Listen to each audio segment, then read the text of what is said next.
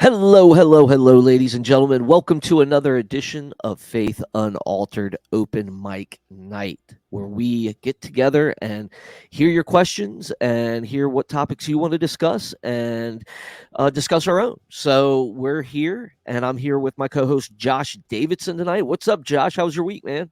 What's up? What's up? It's doing good. I actually having a pretty good week, man. I finally got somebody hired on the crew to help me with my maintenance over the 6 buildings I'm in charge of, and it's nice to have an extra set of hands. Tell you that much. It's worth its weight in gold. So I'm having a pretty good week this week. That was a great encouragement to me. They say teamwork makes the dream work, right? Heck yes, man. It's hard. It's hard being by yourself. It really is. There's too much stuff for one guy to do, and it's hard to keep up with. So even if he's new and there's a lot of, stuff that I got to kind of get him caught up on, it's already worth its weight in gold, man. Just have the extra set of hands for stuff. It's really going to be helpful. So I'm excited about that. But, it's been a pretty good day. Right on. Well, our co-host Tyler Fowler isn't with us tonight, and I'm sure some of you could probably guess why, even if you're friends with him on Facebook. But if you're not, little Eden is on the way. Yes, Tyler is having a baby tonight. Well, his wife is, but he only has babies on the show when he gets mad. So, just joking. No, but seriously, guys, shout out to pray Lacey. for him. Yep. Shout out to Lacey. And we are praying for you guys. And we encourage our audience to also say a little prayer that everything goes good. So yeah, Josh, we're on an open mic night, man. What do you, is there anything specific you want to jump off with? Honestly, one of the things that I kind of had stewing in the back of my mind is something that happened to me today that was really an encouragement. And it's something that perhaps has happened more often than I think, but didn't stand out to me quite the way that it did today. I had to go to a Home Depot, which I do constantly because I'm doing maintenance.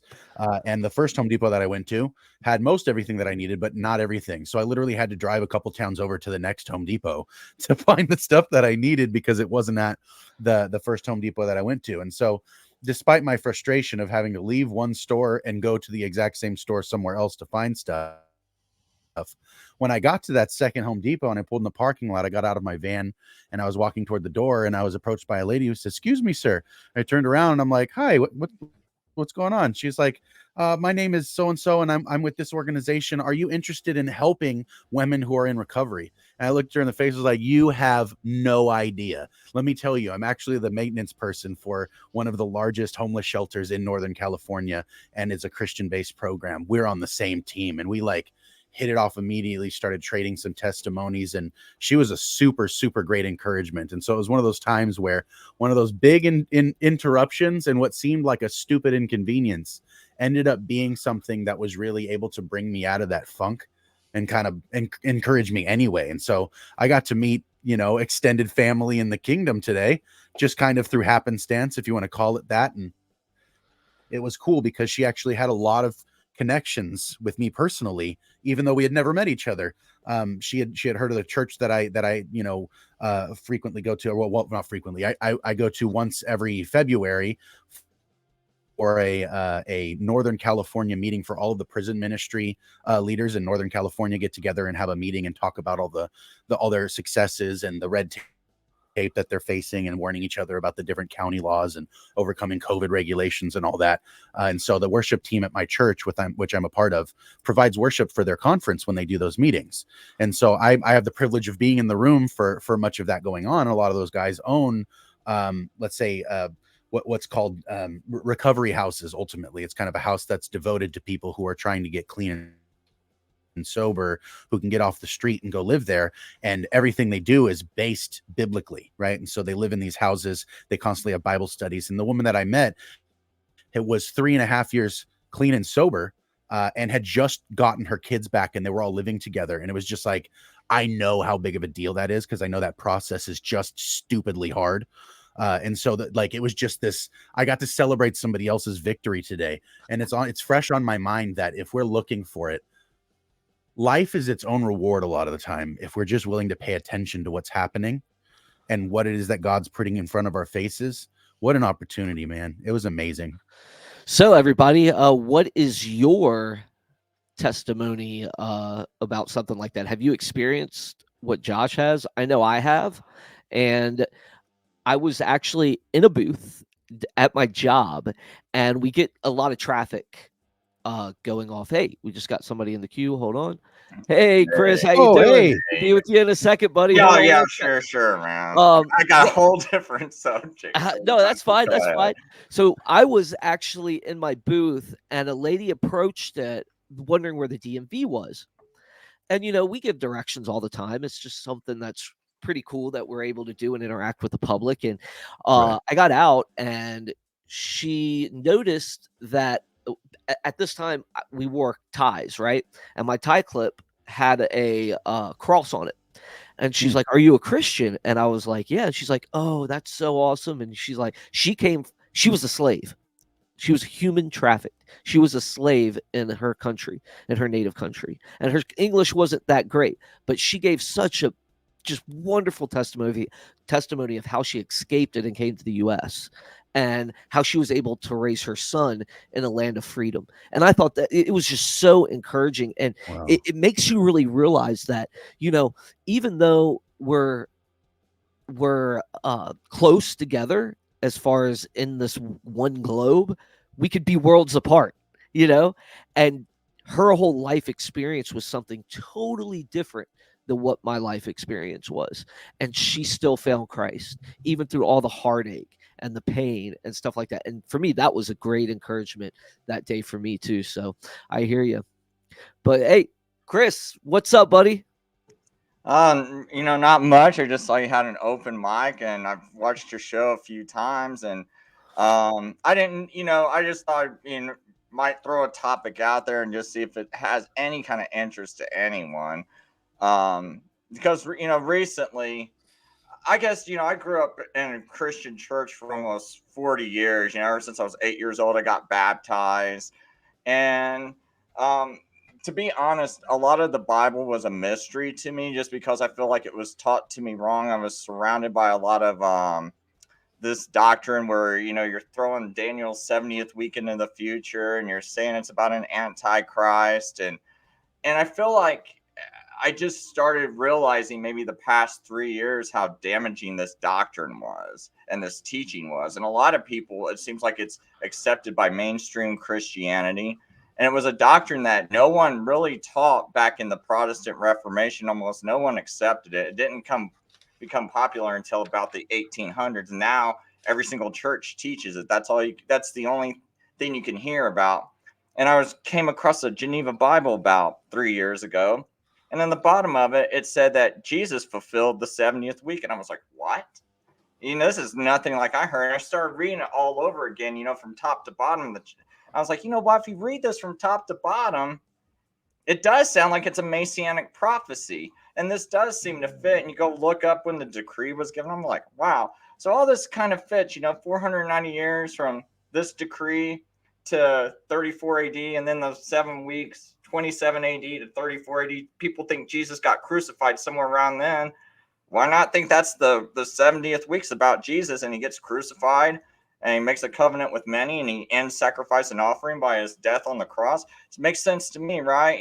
So it's like, and the more I keep studying this, I'm like, this should be really apparent for all these guys that are going through seminary. When they tell you how to properly exegete a text, it's like, why am I reading gaps in this text? Why am I adding all this extra stuff? Why am I putting a 2,000-year gap in here? And so now it's kind of gotten almost like a little bit of something where I'm kind of real focused on it, and people go, well, Chris, why are you so focused on it? And it's because I can't understand why all these churches are teaching that this messianic prophecy is about the Antichrist. It's kind of like, it's bothersome to me because I'm like, for 40 years, I've heard the opposite. And now I'm like, okay, it's apparently not. Apparently, you should read it this easy way. Everything fits real easy. Everything looks nice. You don't see gaps. So why is it taught? And I feel like a lot of people are using this deception to get everyone to kind of like, well, this guy can't be the Antichrist because he hasn't made a 7-year deal with Israel yet. Because, that's what they all teach. We're waiting for the 7-year tribulation to happen. Well, what if there's no 7-year tribulation? What if this tribulation is just something that you're going to go through at any point, or maybe it's a continuous tribulation that's been going on, something that you got to always be prepared to go through sometime in your life, and you're misreading it as just a 7-year tribulation, right? And what if there really is an Antichrist, but you got everyone thinking, oh, wait till he signs a 7-year deal. Well, what if he signs an 8-year deal? Oh, can't be the Antichrist. He signed an 8-year deal, right? So now he's got you all fooled, right? So I'm just like, and so I'm starting to think seems like a real silly doctrine, but it also seems to have a lot of people fooled. And I was just kind of like, just throwing that out there to people because this has just been bothering me a lot lately, ever since I've kind of came to this conclusion. Yeah, absolutely, bro. And I've always been one that in the end time stuff isn't on the top of my list, but it seems to have this huge. I mean, I guess it does hold interest because apocalypse always do. I mean, we watch movies about it, and they make all these crazy movies about it, like Walking Dead, for example. Just weird into the world type stuff. Everybody's Mad just Max. yeah, everybody's so fascinated about it. But when I think it's dangerous too. I totally agree with you. I am of the persuasion that the 70 years was fulfilled as well. I come from a church that taught a lot of other different dangerous doctrine, but that is, I think, can be a dangerous doctrine because that's people's focus. And I think it takes their focus away from the gospel, right? And what we're supposed to be doing. We're not supposed to be looking for signs in the sky and this and that. We're supposed to just be aware of them, right? We're supposed to. One of the things that really, like, when I was doing my study of the eschaton is obviously, we attend churches where a lot of people, they don't even know the word exegesis, right? They don't know that word. When I start talking about it to sometimes, you're basically speaking Christianese or theologianese to them because your average layman is like, you're using too big of words. What does that even mean? And I'm like, you don't know what exegesis means? Oh, I was the And same way until 3 yeah, years ago. So but yeah, and that's the thing. To me, that is a problem, and we're not inoculating. We're just isolating our Christians to certain stories, certain doctrines, and I think that's dangerous when you single out a doctrine, you build your whole church around that one doctrine, right? I think that the church needs to have a diversity of well, every church should have a constitution. It should have a doctrinal statement, right? But that's not going to be limited to eschatology, right? So yeah, I think it's very dangerous. You're absolutely right. It wasn't taught. John Nelson Darby was the one that really got this off the ground. This whole idea about the end times, pre-tribulational rapture, and all that stuff. I am firmly convinced that the whole notion of 70 AD, a lot of that was what Revelation was about, the fall of Rome and so forth. I'm really not one that takes a dispensationalist view there. So, yeah, I totally agree with you, and I understand why it bothers you. And I think that's one of the things that probably drive a lot of people away from Christianity in itself, because you're waiting your whole life just looking for the end to come. And one thing that really struck me when I was doing my study in eschatology was that the last day, the trumpet will sound on the last day, and then the dead in Christ will be raised. So it's kind of like, okay, there seemed to be some sort of uh, uh, miscommunication between me and my pastor at that time. I'm like, what in the world is going on here? And, of course, there's been ways to explain it and stuff like that, but it really doesn't line up when you actually do a deep dive in the exegetical work and pick apart each text. But yeah, I totally agree. I think the whole 70 weeks thing was a prophecy for the Messiah. I think it all fits perfectly well. Josh, you got any opinions there? I was just kind of mulling over Daniel 9 just now. And I kind of see where you're talking about at the very end. There is a bit of a kind of confusing statement, but I'll be honest, I haven't really spent a whole lot of time on eschatological texts other than perhaps Ezekiel and Revelation. Those are where those are where I got kind of fixated for a good while when I was actually, oh, hey, Dale, what's up, man? While I was kind of looking at some of these things. It's not a topic that I spent a whole lot of time on, so I'm not sure that I would have much of value to say about it. But I also, kind of like David, don't really necessarily take a directly dispensational view. Like if I'm talking to my pastor is firmly like a pre-trib rapture kind of guy. I usually, if I'm talking about the end times, it's purely for the sense of urgency that it ought to bring to us. You know what I mean? It ultimately looks to me like the point of all of these texts about eschatology is to really point to us the importance of our attention, right? I think if there's anything that I could add of value, it's that your attention is your first sacrifice. It depends on where you're willing to put it, right? You're going to invest it in something, right? And so it's like, if you're investing your attention on, let's say, looking for the devil's fingerprints, I promise you'll find them everywhere, right? Yep. But if you invest your time in looking for God's fingerprints, I promise you'll find them everywhere. So I think it's truly a matter of perspective and intent with what we do with these texts. And so I don't necessarily have an answer to your question about Daniel 9, but in general, that's kind of my 2 cents on eschatological dramas, let's say, is I think a lot of the time our fixation is a distraction. because ultimately our fixation ought to be on where we're going, right? You're a lot less likely to stumble if you're watching where you're going. And so I think that's the lesson I've taken away from every eschatological text that I've ever read is just watch where you're going, man. You're a lot less likely to stumble and fall if you're looking where you're going. You know what I Hey, mean? Josh, also that urgency, I think, was a real thing back then because, I mean, these guys are trying to For get the sure. gospel out. And I think that should be our focus, is getting the gospel out to help people put their first foot forward. And that should be the urgency that comes. Revelation is a comfort text to me. When we get to where it actually talks about the end of the world, it's a comfort text. It's like there will be no more tears, there will be no more crying, there will be no more suffering. There won't be any of those things anymore. Things will paradise lost, paradise restored. Everything is beautiful again. So to me, that's the comfort of Revelations. The rest, I do believe, all happened within the first century. I think most of the Revelations deals with the fall of Rome and how John used the Old Testament to really relay a message of what was going to happen and take place soon, which it kind of that's how Revelation starts when Jesus says, "Behold, I come quickly." There's no 2,000-year gap, like you said. I mean, how would the first century audience even relate to that at that point? You know. So obviously the theologians that put this together back in the 1800s and propagated it and how it just flourished and got popular like a bad zombie movie. I don't know, but it did, and it caught on, and now it's just blown up.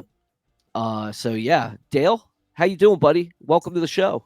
Yeah, I'm good. Thanks, Dave. I got an email from David saying, get on here right now. So I was And Yeah. here you are. Well, Here we're I talking am. to Chris Lucas about Daniel chapter 9. You have any thoughts on Daniel Oh, chapter 9? goodness. Yeah, I do, actually. That's amazing. Because I just did a show. I was on Reason and Theology podcast, and I did a show on Messianic prophecies, one of Nice. which is Daniel 9. And so Michael Lofton asked me to do a show on Daniel 9 specifically, which I posted up about a week ago. So yeah, I guess yeah, like I think it is a messianic prophecy. I don't know exactly all what you guys have been saying about it, but one thing that may be interesting and unique, and I'd like to get your guys' take on it, is in terms of the interpretation of the Daniel 9. So some skeptics go for the Maccabean thesis, and one of the arguments is they'll say, look, these weeks of years, they're not meant to be interpreted literally in any way. They're just rough approximates and stuff like approximations. I think that no, these are literal years and that sort of thing. But we can actually get more specific than that because they actually relate to sabbatical year cycles, like the 7-year agricultural cycle. And so we know when the exact date, Tishri first. This is of 457 is when it started, and then we have that 7 plus 62 week. Chris is agreeing, awesome. Period until, and it ends 27 A.D. Just taking it.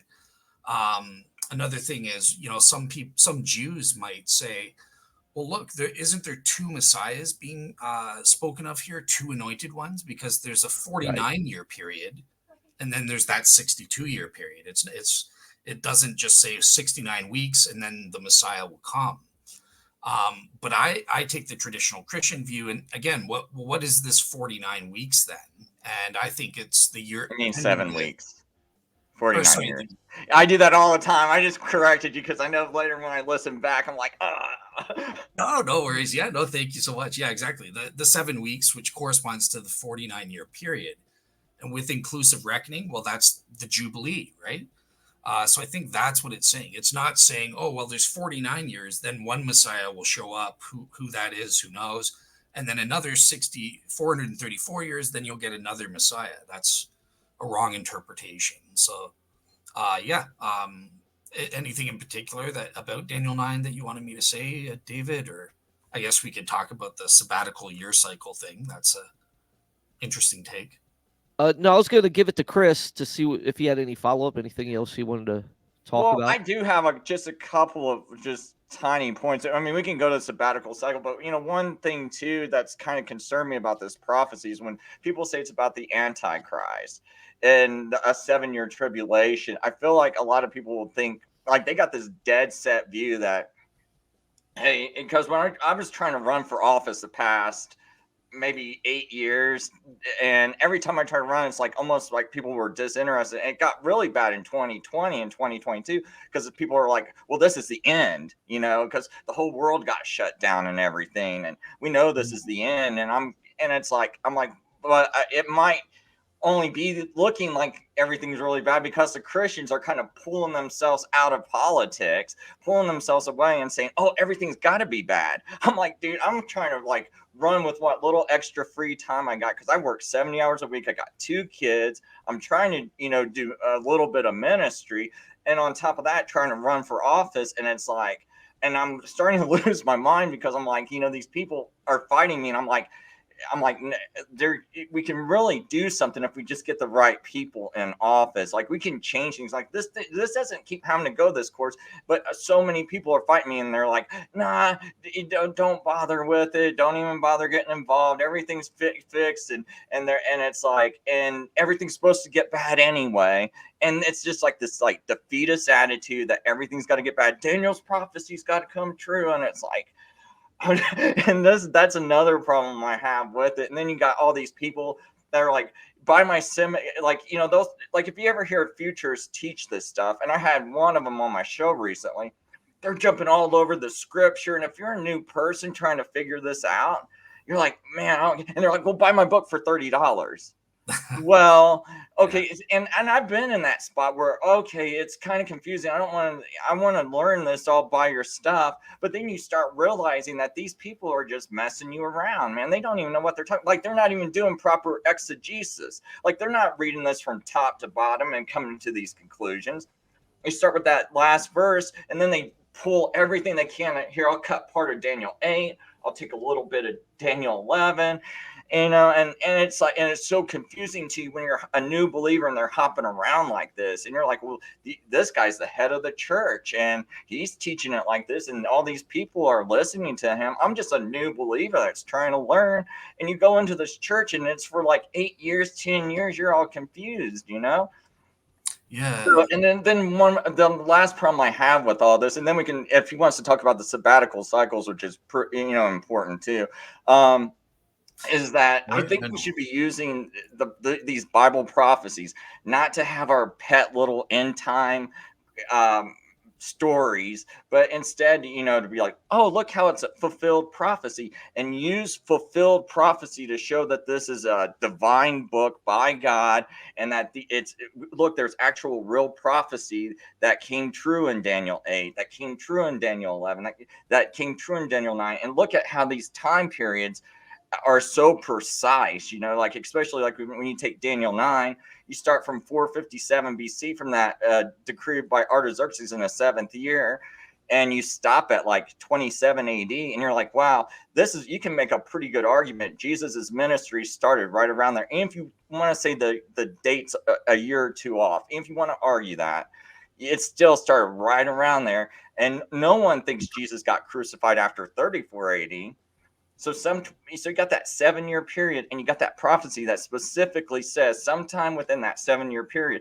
And I think you can use prophecies like this to show people, look, this is a prophetic book. It's a divine book. And it's more proof like once you could prove that it was written in those time periods before these prophecies came true, suddenly you got a little extra something to hand to an atheist or a non-believer. And even when you got professors in seminary, like secular professors like John Collins, who says, we do agree that Daniel was written, but we think it was written right around 150 BC, and that's why he got so much right. Well, if he's already admitting that all this stuff fits, he's did all your work. He already said it all fits. The only thing you got to now do is prove it was written before 160 BC, and then suddenly it's like, okay, now you should be able to show someone this is a prophetic book. So those are like my last 2 things I want to get out there. Let, yeah, what you were saying is interesting. Here's what I want to ask you, because here's what my video is kind of mainly addressing. So I'd like your point on it. So okay, so in terms of messianic prophecies, I have kind of a different way. I don't make an argument from directly from fulfilled prophecies necessarily, because that requires with a burden of proof, proving what the prophecy says, and also proving fulfillment, and we can't always necessarily prove the fulfillment in all cases and stuff like that. But I think that we can make a circumstantial argument from the fact that given what the messianic prophecies are, we can prove that it's either Jesus or it's bust, because based on the claims of the gospels, there's only one candidate who could even possibly fulfill this. There is no other candidate. And with Daniel chapter 9 specifically, Michael Lofton was saying, yeah, but some Christians say there is another candidate. That basically, who is this Messiah that gets killed after the 69 weeks, or the 7 plus 62, however you divide it up? It's Onias the Third, who died in about 171 BC during during Antiochus the Fourth, Hellenizing the Jews. This is what led to the Maccabean revolt, and that's what these skeptics are kind of saying. Well, actually, Dale, you're wrong. It isn't Jesus or bust. It's Jesus, Onias the Third or bust type thing. So, yeah, are you familiar with the skeptics' Maccabean thesis of Daniel 9, and what would you say against that? Vaguely, because I think that's like who is that? Like Gibbs in the 1700s had a similar one to that. I think that's his name. Yeah, but yeah, there's scholars who argue this. If it's useful, I have Daniel 9 pulled up here. You guys want me to pull it on screen? Sure, it's good with me. But the thing about Daniel 9 and what I say to that Maccabean thesis is, when you look at it, it says to bring in everlasting righteousness. I don't know how Onias did that. I don't know how Onias sealed up the vision and prophecy. I'm kind of unfamiliar with that part of how they reconcile that, because to me, I just don't even see how Antiochus would fulfill that 400 and because okay, first of all, we know he's praying just with the context of this prophecy. If you go to the beginning, he's talking about the 70 weeks of captivity. He's referencing Jeremiah. The 70 years of captivity. So he's referencing Jeremiah, the 70 years of captivity. What's that based off of? That's based off of the Jews not letting the land rest. And now, so God's going to put Jerusalem in desolation, and it's going to force like the land to rest for 70 years. Right. Yeah. So now when it's talking about those 70 weeks, it's actually saying 77s. Well, seven's what? What's the 7? Well, a sabbatical cycle is 7 years. So, and since we already know he's talking about Jeremiah's prophecy, when you're talking to someone and I was like, hey, and you were like saying, well, so-and-so didn't pay me back in this amount of days. And I was like, well, hey man, can I borrow $1,000 and I'll pay you back in 70. Now, if you come back to me 71 days later and says, Chris, you got my money? I'm like, no, I said 70. I didn't tell you how long. That's actually very dishonest and wicked, because it was up to me in the context of our conversation. When you said 70, when you said days, like this person didn't pay me back for 100 days, this person didn't pay me back for 1,000 days. And I go, well, I'll pay you back in 70 if you loan me money, even though I didn't say 70 what. That was up to me if I meant something different, since what we were talking about in the like the thematic prominence of the conversation, which was just the word days. You had no reason to think anything else was being implied. That was up to me. So just like within this text, when it says 77s, sevens what? Well, we know from the reading Jeremiah, it's natural, because I've gotten a argument with the futures, and he was trying to tell me what means 70.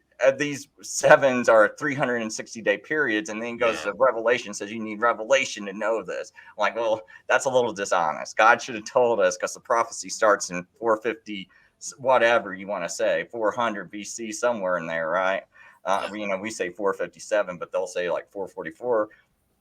So I'm like, it's kind of dishonest for a time period to start and you didn't supply what time it is. So obviously, naturally, going by the context of that, that's why I don't like the Maccabean thesis just off of that alone. And then I don't even see how I can make it fit into that time period.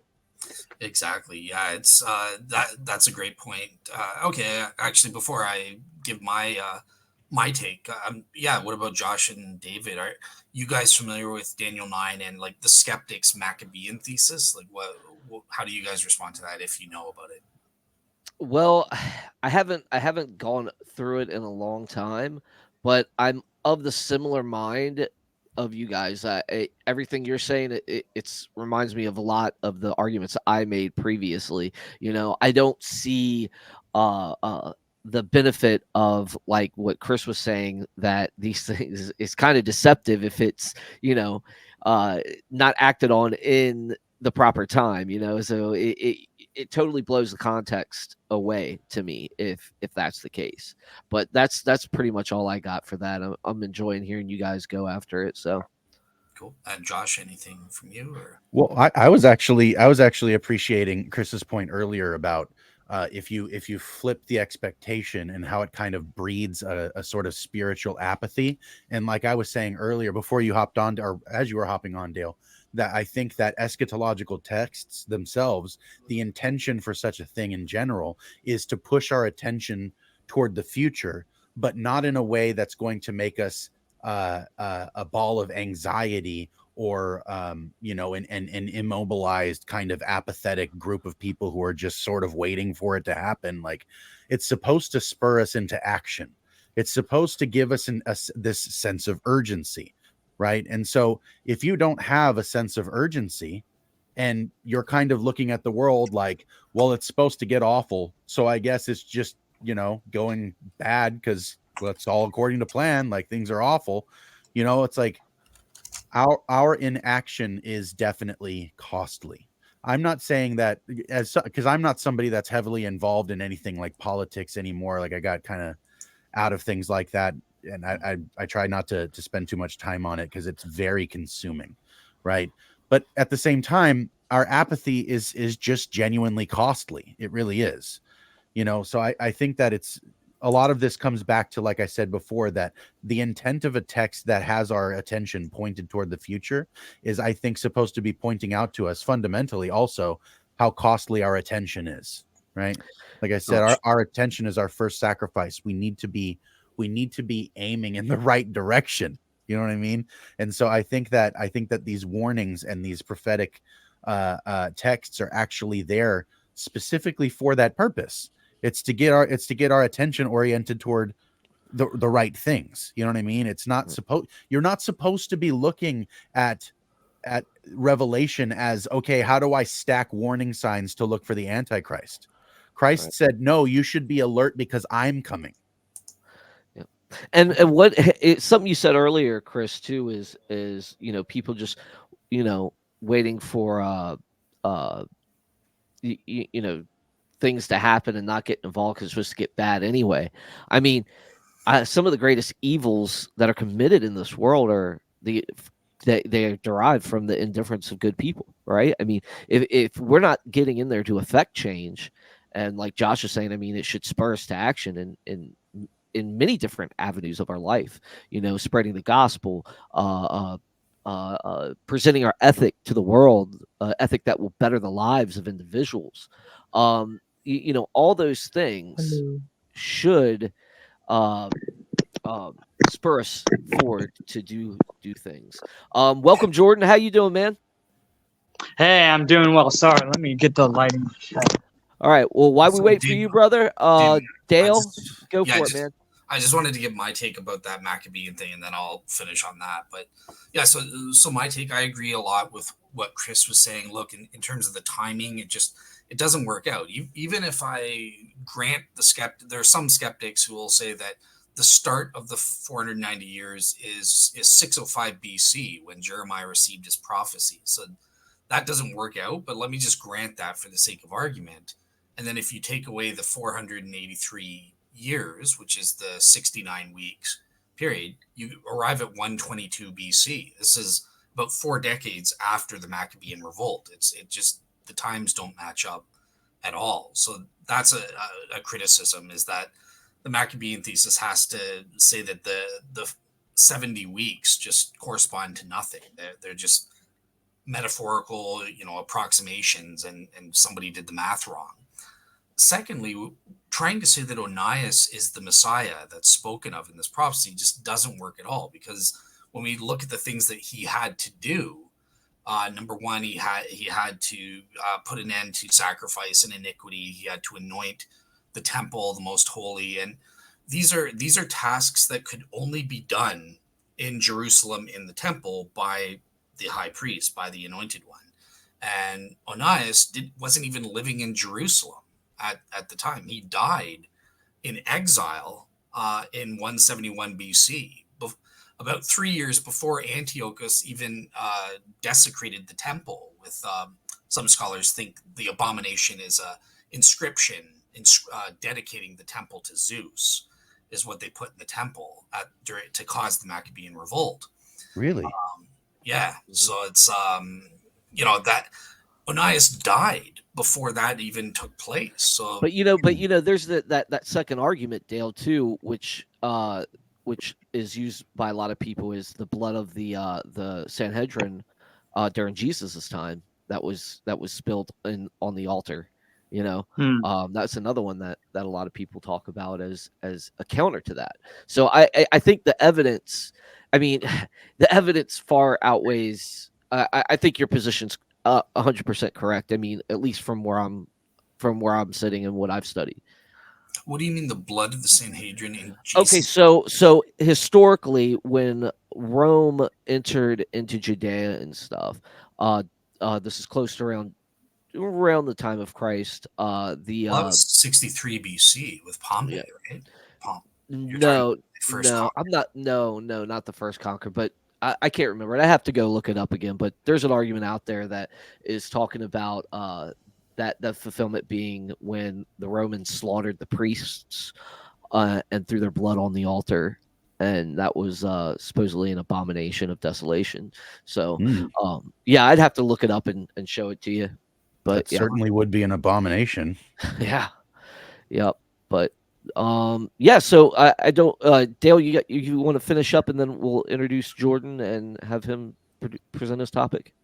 Yeah. So I think I'm pretty good. Like I've given a few reasons that kind of the Maccabean thesis is just totally refuted. It doesn't work with Daniel chapter 9, and that sort of thing. So yeah.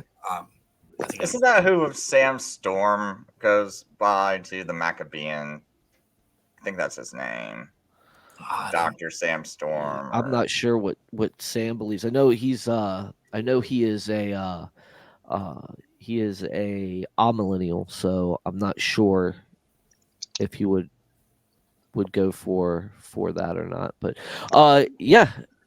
Jordan, welcome, man. What's your topic, guys, bud? I'm gonna go ahead and get out. That way other people can talk and share topics. But thanks for having me on. Oh yeah, no problem. No problem, Chris. Thanks, all right. Anytime, buddy. All right, I'll be listening. Thanks. Yeah, man. Bye. All right. Hey, I'm doing well. I just wanted to. I guess I didn't come up with a topic, but I was just listening in.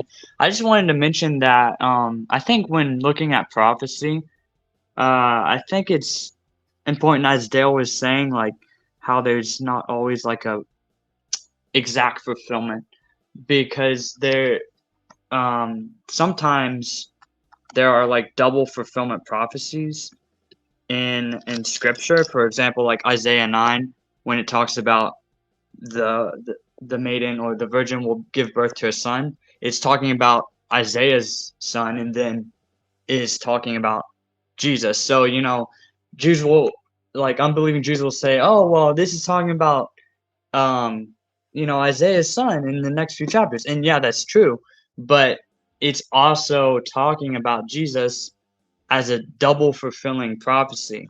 And I think that, and this happens like a lot in scripture. And another example I think would be Daniel 11, which is, I would say, talking about the Maccabean Antiochus.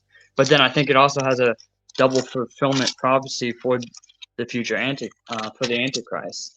So yeah, I just wanted to present that Yeah. kind of Right thing. on. Dale, you got anything on that?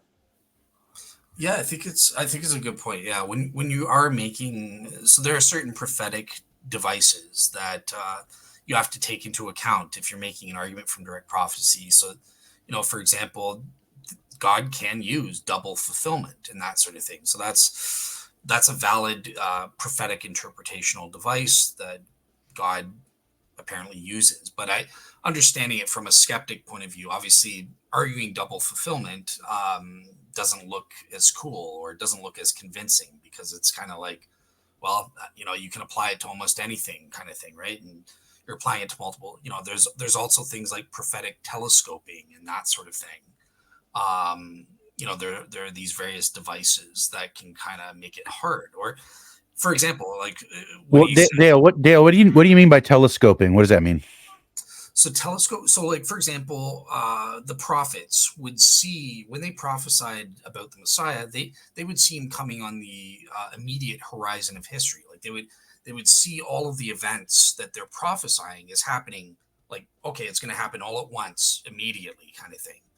But no, when we properly understand the inspired text, we realize some bits will happen partially at certain times, but it's going to take time for the prophecy to come to full completion, right? Because obviously, when Isaiah made some of his prophecies, he didn't expect, oh, well, it's going to take 700 years for the Messiah to be born. Like, that wasn't in his head, probably, right? Okay. I would disagree with Jordan, though. Like, Isaiah 7:14 is definitely not about Isaiah's son or about the child in Isaiah chapter 8, just because, again, those child, they fail to fulfill the full prophecy, the messianic hopes. And I think that's, once the prophets, they kind of realized what was happening. They first had their hopes in Israel as a nation, and then the king as the representative of the nation to fulfill what we would call the messianic hopes. But they were humans. They failed. They kept sucking. They didn't bring in the kingdom of God. And this is why the messianic belief developed gradually. They realized, oh, wait, there is one, the king, the Messiah with a capital T kind of thing, right? So that's how the messianic hopes kind of developed over time and crystallized into an understanding that, like, yeah, the human Davidic kings, they're not gonna cut the mustard. So there needs to be the Messiah who's going to come at some point, and he's the one who's going to fulfill all of these prophecies that the other kings didn't fulfill, or something like that.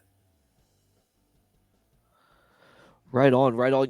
One thing that I'd like to point out too is, I mean, when we're dealing with direct prophecy or we're dealing with anything of, of a prophetic nature, there's a lot that we don't know about time, and there's a lot that we don't know about calendars and this and that. So that's fuel for the skeptics' fire when it comes to things like this too. So they will definitely push that on us too. That, oh yeah, well, it's not exact because they didn't get it right. It happened this and that, but they don't take into consideration the times that the gaps that we have in our knowledge of the past. So. Yeah. But Yeah, exactly. Josh, you got anything on this? Not Josh? really. Nada. No, Nada. like I said, I haven't really put much of a focus or emphasis on eschatological text in a long time, and the ones that were really, let's say, capturing to me were Revelation and Ezekiel, especially the inaugural vision of Ezekiel, the very first chapter. That was really mystifying. Read it for like 3 weeks straight, just over and over and over. It was amazing. But as far as Daniel goes, I've read Daniel probably like 3 times in my life. I really haven't spent much time there. So most of what you guys are talking about are things that I've probably heard before, but have no recollection of. And so I really don't have much to add on that topic specifically. Yeah. Interesting. Right. What do you think of messianic prophecies then, Josh? So that's not end time stuff necessarily, but like, Jesus' first coming, the prophecies that apply to that. I have, well, let's say I've spent a lot more time considering the implications of things in Genesis than I have in most other places as far as messianic prophecy. But I find it to be one of the more important things, especially when engaging with people who, like, I had a friend who was Jewish, who ended up in a situation where he was homeless, and I let him stay in my house. He lived on my couch for like a year, and we would do Bible studies together explicitly out of the Old Testament because he didn't want to read anything about his Tanakh, right? So I was like, okay, let's read the book. You know what I mean?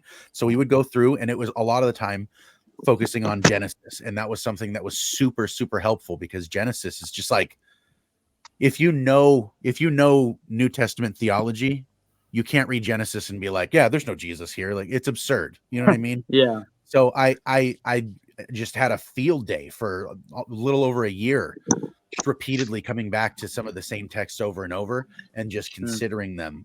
And one of them that he was really upset by, but we came back to often, was Isaiah 53. But I mostly spent a lot of time in Genesis because I was like, look, this is literally the starting point of everything, right? And if the book of Hebrews is correct in crediting Jesus with being the creator, like, you have some serious implications here, man. You know what I mean? So it's like those kind of things were of some serious importance. But like I said, I just haven't spent a lot of time on prophecy, perhaps. Like, I've spent a lot of time reading the Gospels and reading Genesis and a couple of other texts. Those are the ones that I really come back to. Is like, Hebrews is my favorite book of the Bible, I think. But they're just not something that I've spent a lot of time on. Yeah. Okay. Yeah. I like that you mentioned Isaiah 53, because believe it or not, I think that is one of the messianic prophecies where, because we can prove independently the fulfillment, I think there's good historical and scientific evidence that Jesus rose from the dead. That is a messianic prophecy where I think we can make a successful argument from fulfilled prophecy. Now there are elements. I mean, how do you prove historically that Jesus died for our sins? There may be some issue in proving every element of that prophecy is fulfilled, but nonetheless, we can prove that a supernatural component of a messianic prophecy took place with secular evidence and that sort of thing. So I think that's amazing that we have at least that one where we can make an argument directly from fulfilled prophecy and have it succeed. Another one that I came back to frequently enough to remember it specifically was Psalm 22 as well. Looking at the layout of beginning to end, this kind of, I'm being placed in the dust of death, and then I'm surrounded by bulls or dogs, and it's just like, that's obviously a reference to Gentiles. And then they pierce my hands and feet, and this was written before crucifixion even existed. And then they cast lots for my vesture, and then the Most High did not leave me to death, and it's just like, this whole thing becomes, like I said, if you know New Testament theology, you just kind of like, it becomes so explicit all of a sudden. You're like, whoa, okay, wait a minute, this was here the whole time. Yeah, right. I know one thing that I just want to echo that, and I kind of want to like finish this topic with what we've been talking about with the apathy that it brings, and bringing it back around to that. And not only apathy, but it can be quite dangerous. I've definitely been to churches where they would tell us that we live in a better time than the apostles and this and that, and because we're going to see the end and all that. And to me, that can really be dangerous to those out there. Not only for the fear factor for people that don't even understand the prophecies or even understand the faith, but it also presents a danger to getting, like Josh was saying, apathetic, but not only apathetic, but not being agents for change. We're called to be microcosms for this culture, and we're here to effect change. on a global scale, and by living a life that honors God every day, you know, and we're meant to spread the gospel and to disciple people. And if you're just lost on the hype of the end and this upcoming zombie apocalypse, so to speak, then you, you're not you're not you're not where where you should be focusing. You should be focusing Mm, on, hey, look, Paul talks about the urgency, the urgency to spread the gospel, the urgency to further the cause of Christ. That should mm, be your main intent. Matter of fact, if it causes anything into the person that has studied these things, like Josh was saying, it should be the urgency. It should be the desire and the prompting to act and to get that gospel out there for everybody. But with that said, I'm going to move on to the next topic, because this topic I think is kind of important, and I have been dealing with it now for the past few years, and I'm learning that a lot of people are abandoning Christianity because of church abuse. mm. That's the one topic that I think we really need to hit on, Dale. That's why one reason I'm glad you're here too, man, because I know you can speak to some of this. I can speak to some of this.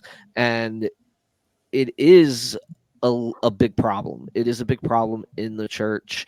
There is a lot of abuse. There has been a lot of scandal, even within every branch of Christianity. I mean, some of the biggest ones, you see the Catholics with the abuse scandals that they have, and then you look at the evangelical scandals with former apologist, even that a lot of us respected for a huge long time. These things have done a lot of damage. So I wanted to bring that up. And what do you guys think about people deconstructing, so to speak, based off of their experience in the body? Well, I think the first thing that it tells me is that we should be watching what we do, because what we do really Mm, matters, especially as Christians. This is something that I've emphasized before, for different reasons, but something that I've said in other episodes is, if you're going to claim the name, you need to take that seriously. We walk around calling ourselves followers of Christ. That should mean something, first of all, to you, because it's going to mean something to the people that you make that claim to, and they'll be watching you. Believe me, they'll be watching you. They'll be experiencing you, and you don't mm, understand. I was just telling one of the people that I've been discipling for quite a few years now. He's having a hard time right now, and he's asking, honestly, does it ever get annoying that I ask you the same questions over and over, and I'm still having the struggle with this and that? Like, why do you keep bothering with me? Aren't you tired of me? And it's like, no, dude, you're an imager of God. You're of more account than any planet or star that's ever been formed. Like it, there's, this is why it's worth it. That's what we're doing here, And so we have to take ourselves seriously, but then realize that when we bear good fruit, it's not for us. A tree doesn't eat its own fruit. That goes to someone else. You know what I mean? And so, like, what you do matters. The fruit you produce matters. And if it's rotten, poison fruit, that definitely matters. Very good. Jordan, what's your thoughts, bud? Um, yeah, I haven't personally experienced this, but just from statistics and hearing things and friends telling me different things, I know that it is a very real um, issue and problem with the church, that people have gone through abuse, and then it affects their view on the church later on. And so I think one thing that I think we can do as we are sharing the gospel and um, you know evangelizing whenever we have the opportunity, I think we need to be careful with our words. And as 1 Corinthians 9 talks about, to come down to their level, like how he says, to the Jew I'm a Jew, and to the Gentile I'm as a Greek, or all these things, like to kind of empathize with them and not not just straight up talk to people in Christianese language, where it's like where they don't even know what we're talking about, and then mentioning things that may bring up uh, past abuse from their part of the view, and we don't even know that we're doing it. So I think something that we can be aware of is just coming to people where they're at and uh, sharing our stories and listening to them as well, and being intent on bringing the gospel to them, but in a way that is life bringing and not a way that we make ourselves seem better than them, or that brings them hurt from their past and stuff like that. Right on, Dale. Yes, I think your question is, kind of what do we do? What do we say to someone who's thinking about deconverting because they're in an abusive situation? I assume you mean like the leadership of a church is being abusive or something like That as well, yeah. Or just Christians in general have pushed people away. The hypocrisy, of some people as well has also done that. And I think Josh spoke well to that. So yeah. Okay, yeah. Yeah, well, I think persistent hypocrisy is something that really turns me off. It's really something that I personally, it pushes my buttons and stuff, right? Whether it comes from Christians or whoever it comes from. That, once you have this double standard and it's pointed out to you, and you still double down, you just don't care.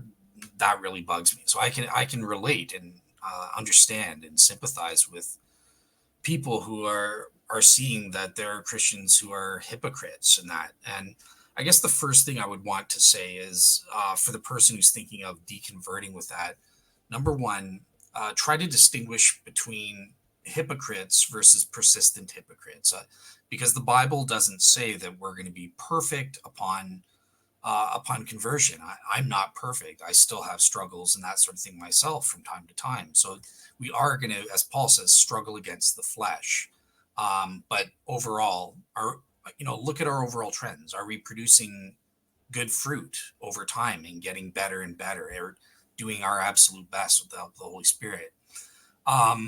Secondly, when you do encounter someone who is just persistently hypocritical, and there are people out there, unfortunately, like that, try to distinguish. Look, remember Jesus. I mean, the Pharisees are the perfect example of the persistent hypocrite, and Jesus even comes out and calls them on it and that sort of thing. But he still says, do as they say, or do as they say, don't do as they do, kind of thing, right? So it's distinguish the message and judge the message on its own merits, right?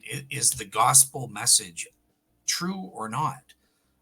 Whether the Bible tells us there are going to be wolves in sheep's clothing, so you can't use the bad behavior of somebody who's pretending to be a Christian or a sheep and then use that to judge the Bible. You have to judge it based on what Christianity itself is and what the Bible, the Word of God, says, and that sort of thing. So yeah, I guess that would be my thing, is separate what the people do from the Bible message itself, kind of thing, and realize there are wolves in sheep's clothing. So yeah. I know one thing that just has really gotten me over the years is people blaming God for Christians. That is something that has really irked me with the deconstructionist, where like at times it's like, you know what? If you're going to blame God for what Christians do, I feel bad for you. Was your faith ever real in the first place? Was it based off of what people do, or was it based off of what God did for you? And because it really stings me, because the prodigal son came back, right? But this other son that lived with him the whole time is kind of like that son that kind of slaps him in the face, because he's blaming his father for welcoming back his brother. And I'm just like, good gracious, guys, you're blaming God for what did you think Christians were going to do in a fallen world? You expected too much. Right. You expect too much out of people. And you know what?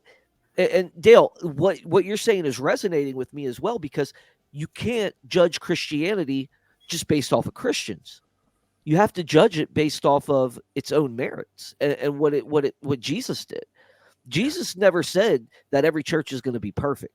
He never said that there weren't going to be scandals in the church.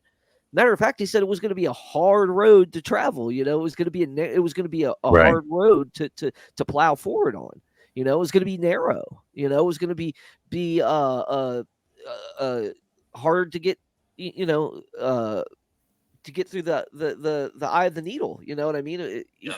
It's not going to be an easy thing, and that goes for churches. So for me, it's like, if these guys base their life, their Christianity, upon what Christians do, then was their faith ever real in the first place? Because I've really dealt with this on people that I thought were way mature than this, and then they get mad because the church loses its focus and wants to get a fog machine, or wants to spend it, or stops doing some of the great programs it used to do, and to me it's just like, but you got to have grace. You got to have the grace. Where was your grace when all this is going on? Where was the mercy that you learned from Jesus himself that died on the cross for you? There's one thing I just want to qualify. I see we've got Troy in here, so I'll let him go next. But there is one thing I do want to back them up, that there are times when it is appropriate to judge, to possibly or potentially appropriate, let's say, to judge God or to judge the religion itself based on the conduct of the religious adherent. So, for example, I do blame Allah for some things that Muslims do, because I believe it's commanded in the Quran, or it is according to the religion inspired from God. So in those cases, it is appropriate to assign some blame to the divinity or whatever it is, and stuff like that. But it has to be warranted, right? Yes. Like you said, like you were saying before, it has to result from something on its own merits. Like if Jesus said, "Go out there and kill babies," Exactly. then you could blame the deity, right? But that's not. When you deal with these situations, they end up resulting in the same bad arguments you hear from atheists.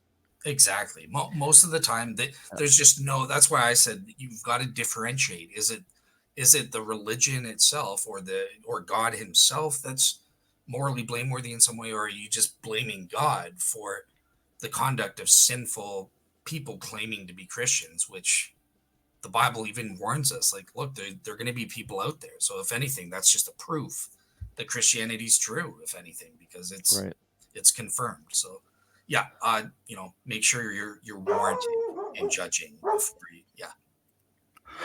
So Troy, what's up, twin? What's up, my brother? How you doing? Doing all right. So I'm sure you heard the topic. You had something that you wanted to share on it, I'm guaranteeing. Yeah, I don't want to reverse back to something that it looks like we've moved a little bit beyond, but I was heard that there was something talked about abuse in churches. So that's kind of why I jumped on. I haven't listened to what you guys talked about yet, so maybe catch me up for just a second. Well, we were discussing ultimately the reality of abuse in the church. And then he asked kind of a "what do we do about it" question. David did, and my first thing was the first thing we can do is recognize and admit that what we do matters, and that a tree doesn't eat its own fruit. Your fruit is for others, and it better not be rotten in poison. And then Dale went on to give some practical advice about, let's say, the separating the people from the belief and not blaming God for Christians. Absolutely. Yeah, don't blame me. if I fail to represent Christ, that's not Christ's fault. That's not God's fault. That's my fault. And there's a lot of times that you could say that about a lot of religions. And that last part about there is some culpability when you look at what is our religious teaching And if our religious teaching is teaching us to be violent and to be objectively evil, okay, maybe there is some warrant to say maybe the God that you're serving is the wrong iteration of God. Right? I just want to add, Troy, just so you know, guess where I am in my little picture here. I'm in Troy. This is the wall of Troy. So yeah, that's awesome. We're matching today. Your name. Well, twins more than Only once. a Canadian would say something like that. Yeah. That's awesome. And I'm drinking milk too. So Hey, look at me. I'm that Troy. Yeah. Captain Obvious over there. No, So, shut up, Russell. that's This awesome. is atheists thinking of reconverting. Do not judge Christianity based on David Russell. Trust me. That's funny. He does Yeah. not represent us. Oh man. No, I think that when you're looking at those things, I grew up in a Christian cult, so 6 years to 19. It was a drug rehabilitation program. No shade on you, Josh, but it got more and more and more twisted the longer that I was there, and the abuse that came from the leadership, not just sexual, not just verbal, not just psychological, but all of the abuses that you can imagine happened in this place. I had to separate God and Jesus, what I found in scriptures, from what I was seeing in what I was considering the church at that point in time. And that's wise to be able to go, all right, be aware enough of the Bible, be aware enough of your religious teaching to go to know when it is twisted and diverted from the truth that's actually in there. Study to show thyself approved. That's extremely important. And we shouldn't, let's be like Paul, and we should be studying to show ourselves approved. Well, he can quote Greek poets and philosophers. Well, we should be just as, maybe not as much as we are to the Bible, because we need to know our own faith. But we should be familiar with the Quran. We should be familiar with the Book of Mormon. We should be familiar with those books, so that when it comes to them throwing shade at Christianity, we can call back to theirs and say, are you living up to what your word says? Right.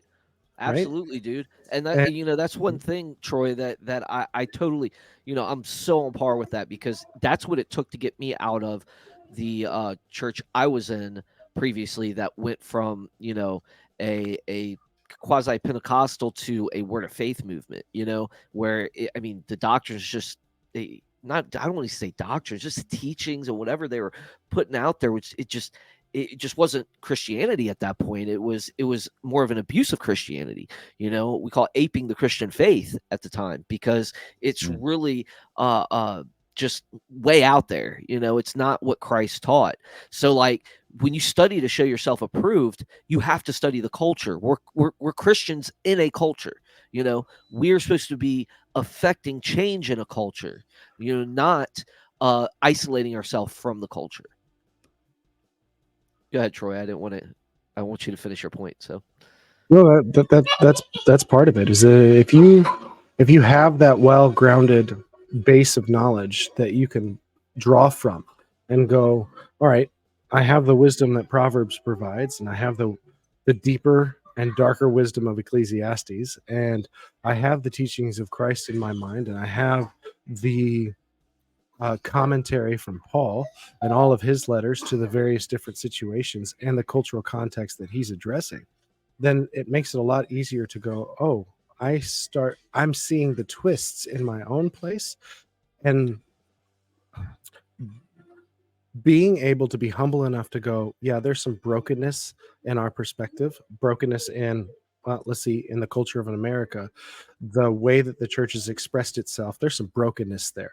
And being humble enough to say that makes a huge bridge to people that in other religions and in other faiths, when they're going, well, you guys do this, how is that Christ-like? It's like, well, okay, yeah, I can admit that.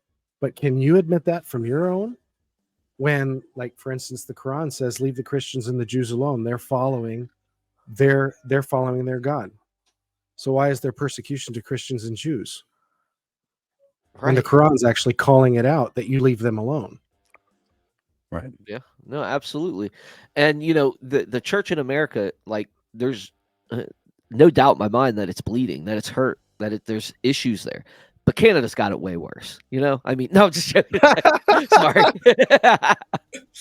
But no, In no, some ways, and you're it not is, wrong. but it is, He's and not there's a just lot the of abuse. And my thing is that for us that have grown up in the church, that know the teachings of Christ, at some point your maturity level has to be able to separate what's going on in the church versus what Christ is teaching. And there's at times, guess what, we're going to have to get like Jesus. Woe to you, scribes, Pharisees, hypocrites, all. We have to be those type of people. We can't just sit and say, oh, I'm under this authority and I have to just be complacent and isolate myself from the rest of the culture. No, you've got to not only call out your church, but still be a shepherd to those that you're in the culture with. That you're Right. that you're affecting change in or discipling even. So to me, it's not. There's no excuse for you to deconstruct because of a teaching that a pastor tells you. Yes, you put way too much. At that point, your pastor was your God, not Jesus. If you're willing to walk away. So part of me has this, like, and I know I should show more compassion, and that's my fault. But like, there's part of me that's just like, hey, look, I'm sorry, guy, but you're wrong. You're doing this wrong, bro. And I'm not having much sympathy. You're giving up Christ because of the way the church acted, because of the scandals in the church, and because of all the people doing this or that. That's people. It's not Jesus. Your maturity needs to separate that line, and you need to, like you said, Troy, study to show yourself approved. So I don't know if I went around the table yet, but I'll start with Josh. Go for it, bro. Well, actually, I had something queued up here. I was gonna draw the attention specifically because look, all of us on here, and I'm including Jordan. You seem really rather thoughtful. Everybody on here I know is somebody who is in a position to be somebody who could answer for the faith that they have. This kind of Peter chapter 3, be ready to give an answer for the hope, right? And as people who are ready to give an answer, that makes us have a certain amount of responsibility. But then also there are those who are actually called in the church to be teachers and preachers and people who are sitting in that seat of authority and teaching, right? And the scripture gives these kind of warnings. This is something that I wanted to draw attention to because it's not here by accident. James writes in chapter 3, not many of you should become teachers because you know that we will be judged more strictly. We all stumble in many ways. If someone does not stumble in what he says, he's a perfect individual able to control his entire body. Then he goes on to talk about the tongue. But this first verse here is of supreme importance to the kind of thing that we're discussing right now, is to understand that, like I said before, your fruit matters, but also understanding that God is going to be looking at you as a position, like, really, you're standing in. Okay, just to draw this a little bit away from perhaps the church and bring it more close to home. I'm a father and I have children. That's what that means, right? They're little me's running around. I'm responsible for them. It's absurd that I'm me. I'm responsible for them all of the time. That doesn't turn off at any point. It's just like it's permanent now. And so I've been called to this office of father. And I can't say that there's anything that I've ever experienced that has been a better theology lesson than to know that I am called father and to recognize that I am not the father. But now I have something that draws me into a place where I can see my relationship with my children in a way that translates the heaviness, the glory of what it is to be called something like that, right? To be in that place when they're newborns. For all intents and purposes, I'm the giant. I'm God to them. I'm the experience of that peace, the way that Moses was like God to the Israelites as he led them. Like, that's what that means to be in this position, is you are symbolically representing the position of authority that's been delegated to you by divine intent. It should be taken seriously. Not many of you should become teachers because you know that we will be judged. That is not to say not many of you should be interested in learning about your faith and dive deeply. No, all of you should do that. But not all of you should try to maintain positions of authority over others because of the fact that it is easy to abuse. It is easy to abuse. It is exceedingly difficult to be a good leader, because in order to be a good leader, you need to be worthy of following. It is very select individuals that are worthy of following and therefore good leaders. And that's why there's such a rampant experience for people to be confronted by humanity when you're expecting somebody who's representing deity. And it's like David said, some of that's just misled expectation and it's faulty expectation. But some of it is also faulty leadership in general. Like, it's just kind of one of those things where I think that's just like, I have to keep coming. We have to take ourselves seriously. We have to take this seriously, like, it's not a hobby. And like I was talking to Troy last time I was talking to him, it's like, you can't just be stacking factoids about Jesus to impress your friends and neighbors. Seriously, this has to be real all the time, like all of the time. And it has to be where you're like the reason your blood is flowing. You know what I mean? Like, this is where the sap is, especially for us who are in a position to be like the thinkers, the questioners, the investigators, the speakers, teachers. We're on here talking on a podcast and people are listening. This is the kind of time when we should be calling to ourselves and to others who are in our circle or influence that what we do matters, and we need to take ourselves and other people seriously. And that, like, the past is really a permanent place. Like, you don't get to take it back anymore. Like what you say matters because of that. And so and what you do matters because of that equally. And so I think that's really, the only thing that I would add to it really is just this warning is crucial, like, it's crucial. Just to add to that, I think that it's really apropos that within the Orthodox Church, when they're handing the staff of authority to the next person in position of authority, they pray over them, and one of the prayers is, I hope I'm not handing you your damnation. That's the level of seriousness that people in teaching and authority should actually have, because every word, according to Paul, according to scriptures, every word is going to be, you're going to have to give account for.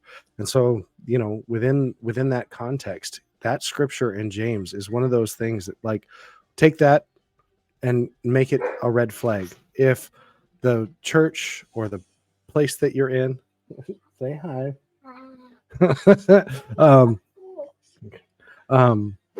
If the leadership is keeping you dumb and telling you, hey, listen to me, I've done this study, you don't need to study for yourself, that's a huge red flag, because what they're trying to do, they're trying to isolate the narrative and trying to keep you as ignorant as possible so that you will never question their authority. And within a proper organized church, you should be able to question your pastor. You should be able to challenge him. And if you're challenging him in a healthy way, the whole church profits from that. But if you don't, then what happens is you steer off, you fall off the edge, you get into the cultish, like I was raised in it. Like, I saw it go from center of Assemblies of God teen challenge to the point where all of the leadership, one got drunk, ran into the wrong side of the road, killed people just because he was drinking so much because of all the abuse that he was doing and feeling guilty for. That's how quickly it can go. So yeah, Can I back you up. No problem. Yeah, I guess I'll just so very quickly. I have a question for Troy, but before I get to that, just one thing that I noticed about this issue of teaching, because it's something that I took very seriously when I was being considered to be a teacher at my church and that sort of thing. You know, I was asking, do I qualify kind of thing to be a teacher within the church setting? And I think what is the reason for this stricter standard? And it's because we have to understand that natural man, devoid of without the guidance of the Holy Spirit that we have, Jesus doesn't dwell in the unbeliever's heart in the same way he does with Christians. And so there is this sinful natural inclination to blame the message because of the messenger. And I think that verse about the teachers is recognizing that, look, this is just a fact about the fallen world. And that's why it's so important that you meet these strict criteria and realize, they're going to be judging me based on how you act as a teacher and stuff like that. So that's why, yeah, I get it. Unfortunately, natural man just has that inclination. Troy, one thing I just want to ask you, it's not, I know that you're within the Orthodox Church and that sort of thing. And I liked what you said about how we're supposed to not just believe an authority or a leader and stuff and search for ourselves and that sort of thing. I just wanted to ask you about something in my research on the Sola Scriptura question. I came across the 1672 Synod of Jerusalem. Are you familiar with that? Okay. So this is an example of a local council, from my understanding. So I'm not judging orthodoxy on the basis of this thing, but I wanted to get your take on this, because one of the things about the biblical canon is that they explicitly say, don't read the Bible for yourself. Just believe what we say. You're not even allowed to read it, kind of thing. You're prohibited, and will be, I don't know if they use, it's a specific thing where I quote it. So what's going on there? Why is there this, at least centuries ago within the Catholic, but also in the Orthodox Church, why is there this thing that's even saying no, be stupid. Don't read the Bible for yourself. Just trust that. You're not even allowed to read it. Do you know where that comes from and stuff, or what that's what about? was just a follow-up question, what was the date of this thing that you're referencing? The 1672 Synod of Jerusalem. Okay, so I can't speak for Catholicism, but I can speak for Orthodoxy, not in an official capacity, but just from my experience. One is that question seems to, if in our culture, in our context where everyone is literate, or most people are literate, that makes perfect sense to question and push back against. In a culture where there is very low levels of literacy, and before the printing press, the cost of a single volume of the Bible was astronomical, $6,000 or something like that. So the expectation that the common layperson would understand scriptures, would be able to read them at all, let alone be able to speak out of them in any official capacity, is not, that's an expectation that we have today, because we all are literate, we all have access to those types of things. I think that that's bringing our modern context and applying it to a past thing. In Orthodoxy, no, the encouragement is everyone should have a Bible, everyone should be reading it, everyone should be questioning, everyone should be as familiar as possible. That study to show thyself approved. We're in a different context now, and so the expectation on the layperson is higher. The expectation was lower because Christianity has educated the world, but that's not always been the case. And so in the process of waiting for all of the world to be educated, or all of the modern world, that our context, to be educated, it's probably dangerous for people that don't have an education, aren't schooled and taught to be the ones expositing scripture. So that may have been why there was a warning there. Now, that's not a warning in the Orthodox Church. I can't speak for Catholicism. Gotcha. Okay, cool. Hopefully that answers you. Yeah, thank you so much. Yeah, I was just curious as to your take. So you're kind of saying it's in that low literacy culture, it would cause more damage, I guess, for people to be reading. And just in the interest of fairness, that was just a genuine question. So thank you so much for answering. And I'll admit, Mitch Murphy is in the audience, and he's saying that I was doing a gross misrepresentation of that. So just for fairness for the audience, kind of thing. Yeah, I was curious as to what that was about. So I don't think it's a gross misrepresentation. I just think that if we're unfamiliar with the context, that it's a great question. It's what's the context of why they said that in the first place? And that's why I asked what was the date. And if you're talking about a synod that's in more of a Catholic realm than the Orthodox realm, 400 years ago, when still at that point most people would have been illiterate, there might be some context behind that warning, and there might be some help behind that warning 400 years ago. Is it canon? Is it prescriptive? Probably not. I do like what you said about Christianity educating the world. One of the, and I'll end tonight's session on this note, is the aspect of what modern missionaries are doing in Papua New Guinea right now is before they can even do much with spreading the gospel and all that, what they do, and I think this is one of the best ways to do this is they insert themselves into the culture. They educate the people. So first they have to learn their language, and then they have to be able to basically write the Bible in their language. They have to teach them hygiene. That's one big aspect to a developing culture is hygiene, right?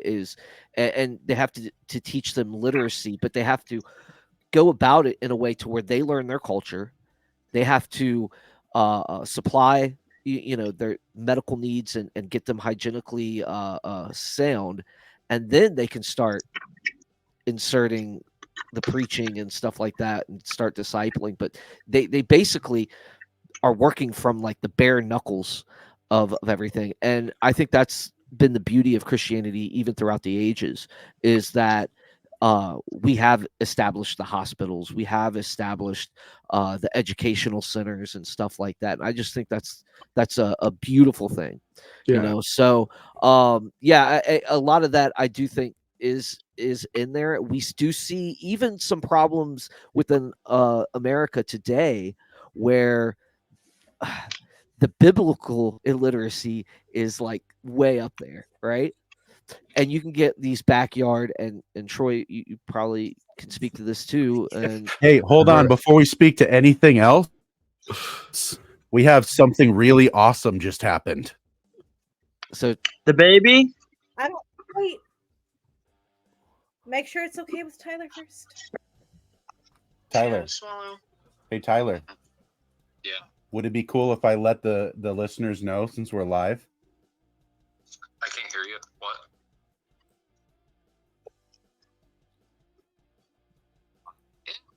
All right, everybody. Tyler officially has another daughter. Hey! Yay! Awesome. Congratulations, brother. Congratulations. There's the little baby. Oh, Perfect.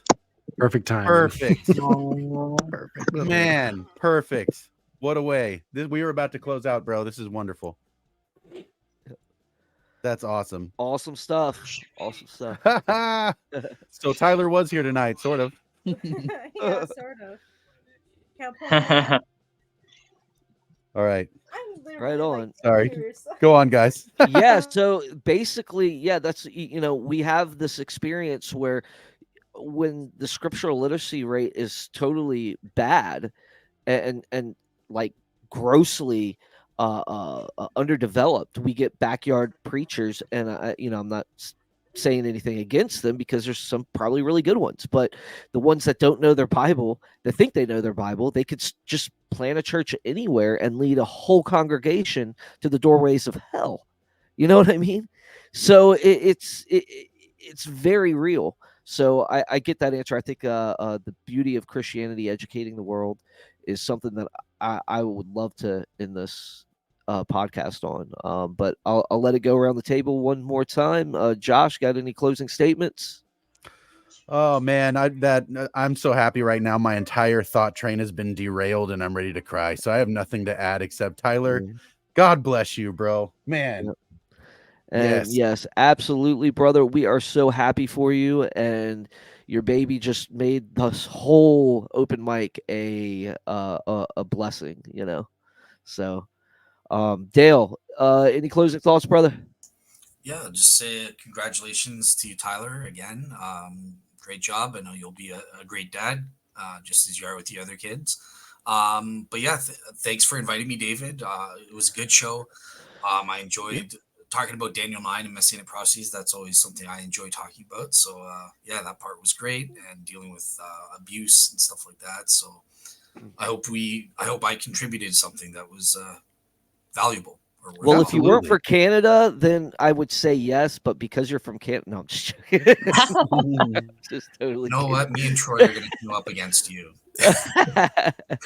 Jordan, man, any closing remarks, brother? Yeah, just congrats again to Tyler, and it's good to be on here. Good listening to everyone. Yeah, I'm also very passionate about. Well, I'm very passionate about prophecy in general, but also messianic prophecy because it does. I think it does really bear a good witness for unbelievers because I think that's um, one of our greatest proofs for God and everything. So yeah, just thanks for everyone, and thanks for letting me on here. Just out of Jordan, do you have like a YouTube or like a podcast or anything or? I have a YouTube channel, but it's I don't post on there anymore. I was thinking about doing like a podcast, but I don't know. I haven't really felt led to do that quite yet. I don't know. Maybe in the future. Fair enough. Fair enough. Cool. Right on, Troy. Go ahead, man. Any closing remarks, brother? No, I think this. I only got the last little bit of this conversation, but I really appreciate the context of this group and being able to have those pushback and talk back and forth. It's really helpful because a lot of people can't process their thoughts alone, and having a good group of people that come from various different perspectives, throwing ideas out there and not without the expectation of being stoned when they say it. I love it. This. I love you guys. I may never have met you in person, never shaken your hand or given you a hug, but I love you guys. Well, thanks, We love man. you We too, appreciate twin. it, man. By the way, Troy, are you going to be on here for the 26th, bro? So far, I don't have anything on the schedule, so I would love to be. That would be an Cool. honor. Next episode of Cosmic Corners coming up on the 26th, and Troy will be back on there. So if anybody liked what he had to say, come check that out. He's been a pretty regular guest on that segment, so we're having a good time. All right. And next week, guys, we've got Evan Minton coming on for making the maximal argument for Jesus' resurrection attractive. That's going to be awesome. I'm really excited to hear what he has to say. He just gave his first speech about it in New Orleans at an apologetics conference, so that's going to be awesome. I'm really looking forward. I love resurrection arguments. I love both sides of that coin. So I'm ready for it. And then on February, I think it's the 2nd, we got Dr. Philip Carey coming on, and we're going to be discussing the classical view of the problem of evil. It's based off of his essay in the book, The Four Views. I believe it's the four views of, it might be five, of the problem of evil. So, yeah, we're going to have him on to discuss that. I'm really looking forward to that as well. And that's pretty much a month we got for you guys of content coming out while Tyler is even on vacation and stuff. And I got some other things in the works, but we'll have to wait till those are set in stone. So, but I'm personally, as David is going to be focusing a little bit more on the problem of evil as I'm, getting my thesis ready for the theological, philosophical response to the problem of evil. And I'm learning that there's a lot more people that actually do have theological based theodicies, which are really interesting because coming up in inundated in philosophy myself, I've really been struggling with just listening to purely philosophical uh, uh, uh, answers to it, but with like kind of like a theological spin. I want something that's more rooted in theology, and that's what I'm trying to look to bring and balance the two in my thesis. So I'm going to be focusing on a series that is basically going to go over those. I'm looking even to get an open theist's idea on it too. I'm gonna try to get a hold of somebody that I've heard of that actually has a view on that from an open theist perspective. Even though I don't agree on open theism, but I do want to hear what their response would be to the problem of evil. So, yeah. So looking forward to all that, guys. One thing. Go ahead, Dale. Just as a Real Seekers announcement, because I think this is going to be interesting to some in the audience, hopefully. But next week, I am doing a tag team debate. So, two Christians, me and Travis Worth, versus two atheists. So that'll be David Johnson from Skeptics and Seekers and Jordan. I don't know his last name, but your friend David Russell Jordan Karim. From Reason to Doubt on the existence of God. So we've each selected one argument. Obviously, the Christians, two arguments in favor of God's existence, and then the atheists have picked out two arguments against. So the problem of evil, which Russell's into, is going to be one of them. So yeah, tune into that, and should be good times. Right on, right on. Well, guys, that's it for the night. Thank you for being here. Josh, thanks for hanging out a little bit longer. We didn't expect the news to come right yet, but it did. And congratulations, Tyler. And as Tyler would say, guys, good night, God bless, and stay like Christ. We're coining that phrase, and I'm going to put it on a t-shirt.